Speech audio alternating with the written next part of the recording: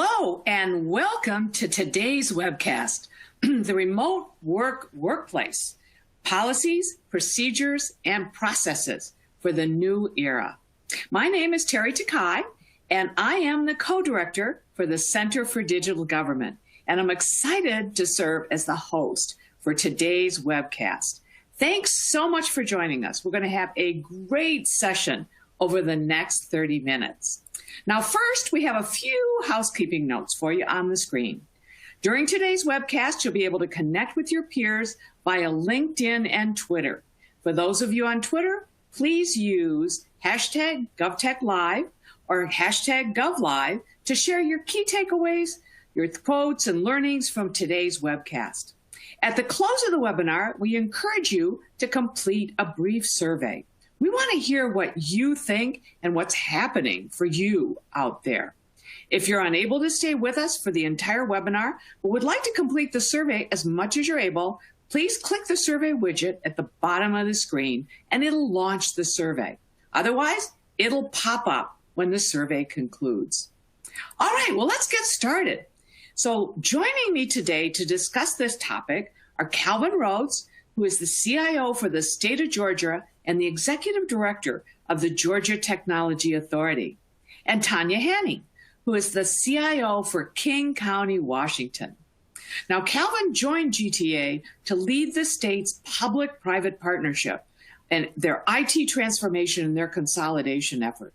The initiative has strengthened security, modernized infrastructure and networks, improved reliability, and increased transparency in the state's IT enterprise.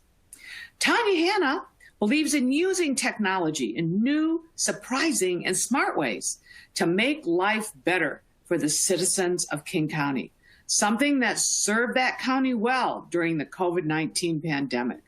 Her recent work has included leading teams to stand up several field hospitals for COVID-19 patients, as well as a public health chatbot to aid the public with timely information.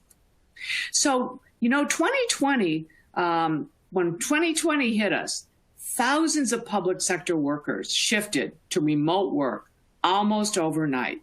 And few would have guessed that we would still be in that situation today. So what followed was a real-world litmus test for whether government employees could effectively serve the public from home. And every public sector CIO passed that test with flying colors. But now we're all facing the question of, is a hybrid workforce here to stay, where employees are going to be either some working from home and some working remotely, or a hybrid where there are flexible work schedules. And all of that means that it's no longer just about the technology. It's really about what processes and procedures, particularly around the employees, is important and is going to be necessary going forward and what needs to change. But before we do that, we want to hear from you. So what is it that you need most from your technology partners to support whatever plan you have for remote work moving forward? And please check all that apply. So is it learning about new technology solutions, help with actually implementing those solutions, help with integrating those solutions with your existing systems, or finally, help in identifying areas of opportunity? So we're just going to take a few minutes to give you a chance to take a look at those questions before we actually get started. I think all of you are facing any number of different challenges as you're thinking about what you have to do differently, how you have to actually support your employees, but also your citizens. All right, well, let's see what our results are. Wow, they're really across the board. I think these are all areas where infection needs support going forward. And so we're going to be asking Calvin and Tanya some of those same questions. Calvin, let me just start with you. We've talked a lot about, how state and local IT organizations were able to pivot. But really, where do we go from here? And, what is Georgia planning to do? And I think one of the interesting questions for Georgia is how this has become really a part of the way your governor is thinking about how to deal with a challenge, not only from the standpoint of workers, but just also from the standpoint of things like physical facilities.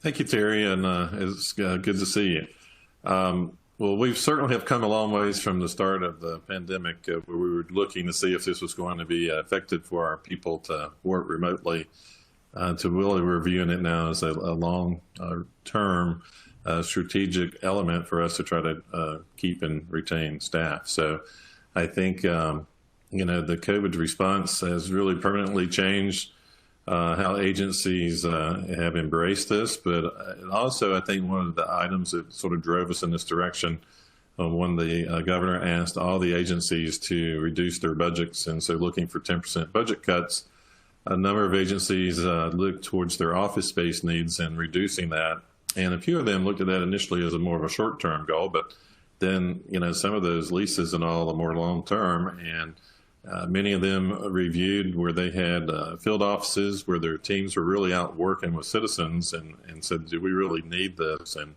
so the reduction in office space, I think, is one of those items that's really going to help us move this to more of a permanent direction.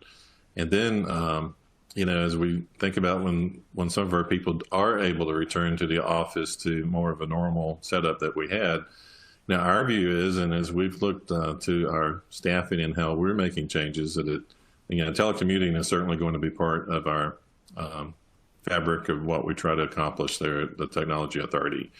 But we also believe that some of those individuals may come back and need some hoteling space, that part of this is going to be more permanent, to align with one of the governor's initiatives during his time, is he said we really need to look at hiring people from all across the state. So we've typically have looked to the metro area where we're located when I talk just about our agency, but this is a directive to all agencies.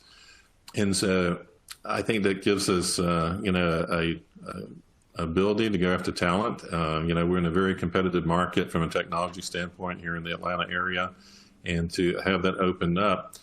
So when we're talking about this topic, we have two terms we often refer to: teleworking, and we're categorizing our positions this way now.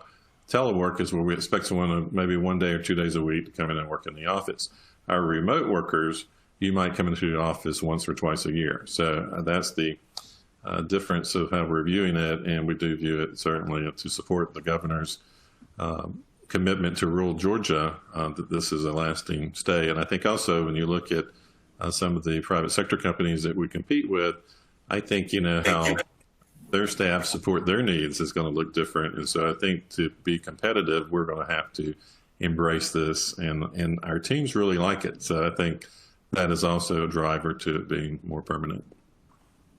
Kelvin, that's really fascinating. Let me just follow up on one thing that you said. So you're actually, in your position descriptions, actually defining the kind of work and, kind of coining the telecommuting separately, if you will, a little bit differently from the remote worker. I think that's really fascinating that you're actually, working with HR, if you will, to get that in your position descriptions. Right. And, and the importance of that is there's some roles, especially in some of our leadership roles, where I do think that presence is necessary. Again, not every day, but the ability to meet with certain key leaders within the state, that I think that's just easier. Again, as this continues to shift, maybe even that is not as important as we think that component, is today. Interesting. Well, Tanya, let me turn to you.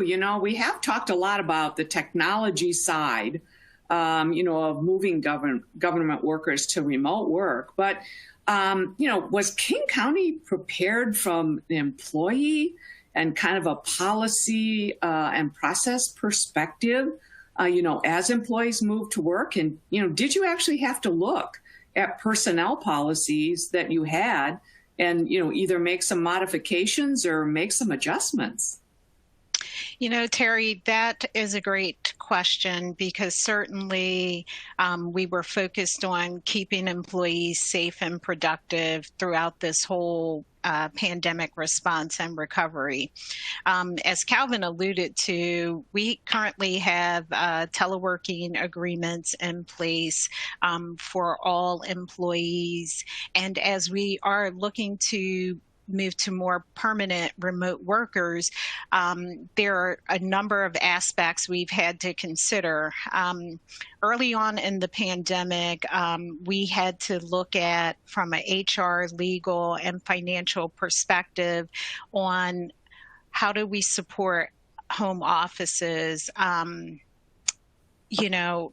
There are different state and local laws which govern the requirements of what an employer must provide to employees with regards to, furniture, internet connectivity, and utilities, often things that an employer provides when you go into the office. Early on, the county provided $1,000 to employees to cover home office furniture. If an employee needed broadband connectivity, we are giving out hotspots. We do ergonomic evaluations to ensure that the home offices meet health and safety guidelines. And because employees were at home with their kids just because of online learning, the county did create a $9 million daycare fund to help assist employees. Areas that we're still trying to work out is really regards to what happens when you have a natural or man-made disaster. What are the expectations for employees if there's flooding or a widespread power outage? Normally in the office, we would direct an employee to return home and work from home, during that time. But if they're at home and they lose power or flooding, what is the pay status, particularly for hourly and represented employees?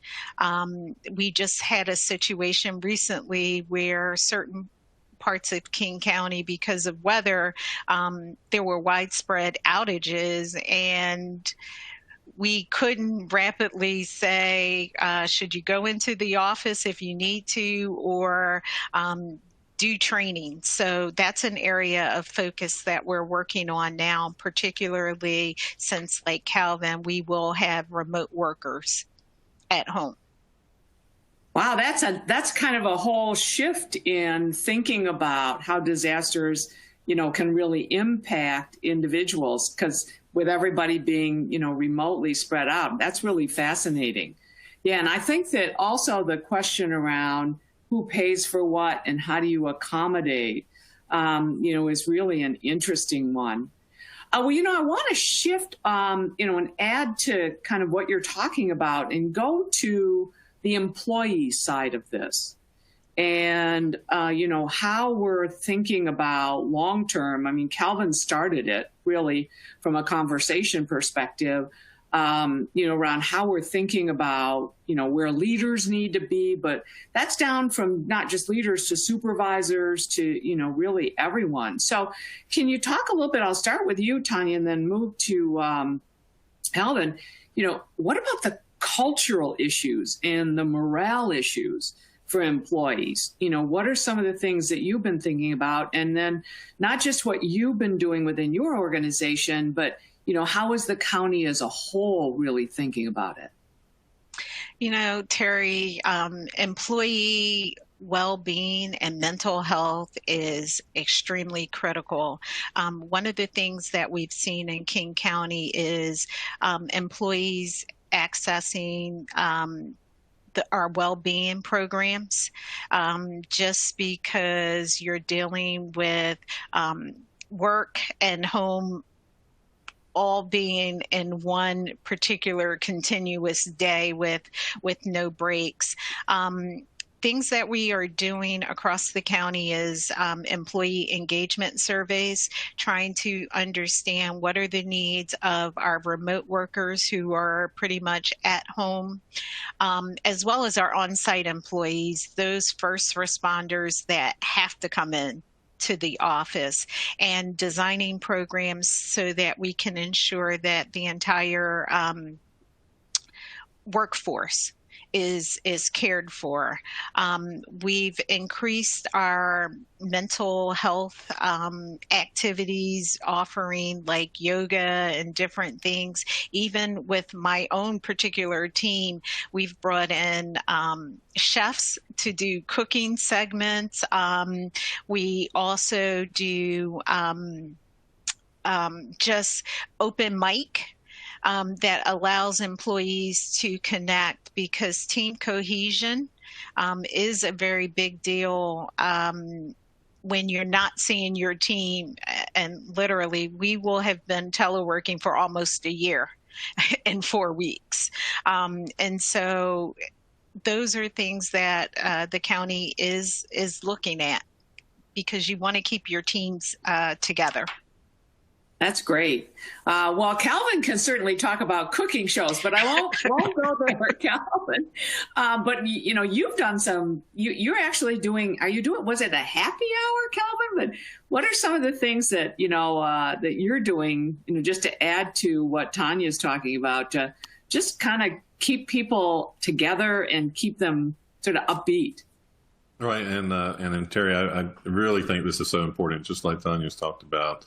You've got so much stress that people deal with it in very different ways. And so giving people avenues to continue to connect with what we call our Georgia Technology Authority family, because they're missing that. And I know from working a lot from home, you sort of get tired of being in the same place and sort of doing the same thing every day. So working with our HR team, I mean, we've got a plan of events and items for the whole group as a whole, right down to having supervisors and managers. It's required for them to reach out weekly and one-on-one touch base with the people on their team. And that calls not to be business focused, is to be, what's going on in your life, is anything you need help with. And the team member may bring up a business item they need some assistance with, but that's not the focus of the call. But we have found some fun things to do from the happy hour. I think the team, knows that I enjoy wine. So they said, hey, would you do a talk about wine and the differences between different types of wine? And so we've had fun doing that. And then I think the next one they want us to focus on is, just something else to where it's more of just Q&A and see if they can ask me a question I can't answer, So we've been having fun with it. I think the other thing is from the stress part, where we've reached out to some outside speakers that will be coming in. I think we have one next Monday to speak on how, we're almost a year into this. What are some of the stresses of today that we're having to deal with? And so I just think some of the fun things over lunch where we've had, and we'll even extend a little bit beyond the lunch hour, but contests where people are doing the cahoots and answering questions on different topics and win a prize. And, so everybody doesn't participate, but that's there for them to do, or having groups that are, eating their lunch together on a Zoom or, Microsoft Teams environment. And again, one of the things you made me think of earlier that I think is really important to think about, I've got somewhere between 20 and 30 team members that have never been at our location, have really never face-to-face met some of their leadership or peers, even though we see each other on a collaboration tool.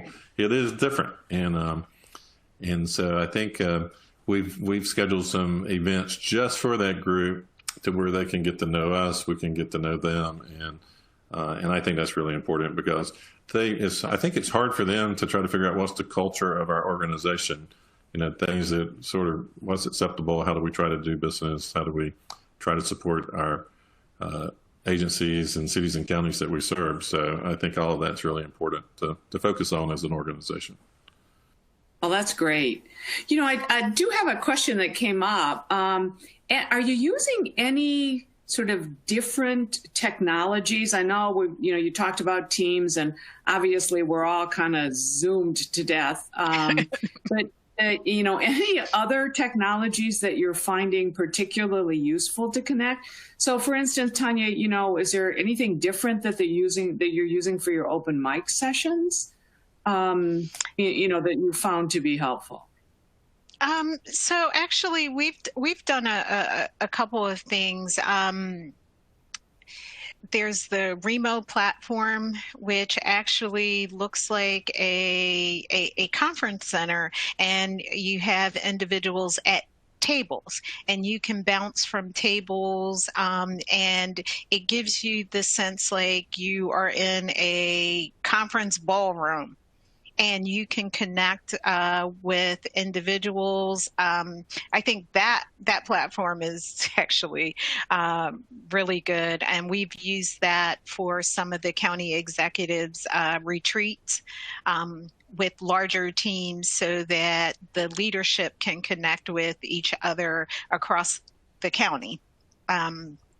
That's been super great. Other things that we're doing, we actually hold Xbox and PlayStation gaming sessions. And using that so that we have tournaments so the teams can actually connect. Those that like the old school gaming of Atari and things like that, they're on Teams or Zoom during the tournaments, but we do things like that. That's really fun. How about you, Kelvin? Anything that has been sort of different, for your teams? Again, I think just looking for some outlets to have fun. There's a lot of hard work that's going on, so to be able to have those breaks, you made me think of there's a Saturday group within GTA that has the Dungeons and Dragons that they play on Saturdays. So, just trying to find a way to relieve some of the stress. I think I think we were going to talk a little bit about training and all, but I mean, finding some new tools there that staff members can use. And I think of that only because there's just hundreds of items that aren't business related, but it's like, maybe I want to learn how to take a better photograph. I want to learn how to use some features on my iPhone. Just a lot of different items beyond some of the training issues that we were trying to meet. So. Well, that's great. So Kevin, let's go there. While you're chatting about that, can you give me some ideas? I know you've expanded your training capability, that you've been offering to employees, so that it's not just IT focused. What is that program, and how has that worked? All right, a couple different areas come to mind. The governor put an initiative in front of us to roll out pretty quickly for cyber training. So I think every quarter now we're training over 100,000 users in what has been selected by the cyber board as to what to focus on with that group. And as we know, we have different cyber concerns with all the users working from home locations. And so trying to get people to do their part in a little bit greater way. But there's also tools that we've got a training manager at GTA that's focused on how can they bring information to our team members in a different way. So some of the items that we're using they're using a couple different tools, but I think the one that's linked in is their in-learning tool.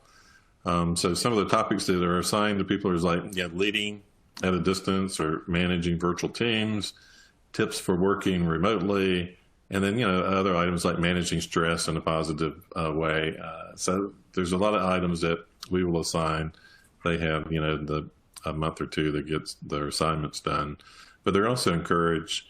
There's some technical items that related to their jobs, encouraging them to learn a new skill or strengthen some of their skills as well. So I think that's been really helpful and viewed very well by our team members, that they have the opportunity to do that and some flexibility to do that during the day to learn something new. Great. Well, I want to shift gears a little bit and sort of expand on the discussion around the ability to expand your reach for recruiting and retaining IT resources. What I've been hearing from folks is a couple of things. I mean, first is your existing employees may actually be moving to remote locations, so you have to accommodate that. But also, we know that skills are really, really hard to get. But I think there's also a question around what are the ramifications of actually bringing on individuals that don't live in the state, or certainly from a tax-based standpoint in the county, city, name your jurisdiction. And will there be, sort of feedback about that? So, Tanya, what is King County thinking about in terms of actually hiring both outside the county, but, even potentially outside the state? And, what are some of the ramifications of that? That was the first question when our team has kind of moved to more remote workers. Managers are like, can I hire someone in another state, or employees, can I move to another, state, city, wherever? We've pretty much said during this time that we are in our mandatory telework through July 2021 that employees can be in a different location as long as it's not longer than 30 days because of the tax implications of paying taxes in other states. The current HR policy for when we move to our more permanent remote worker situation is going to be employees have to reside in Washington because they are being paid a salary that is equal to the cost of living in the state of Washington, and certainly to King County, and to take that tax revenue to go elsewhere, the county is not supportive of it.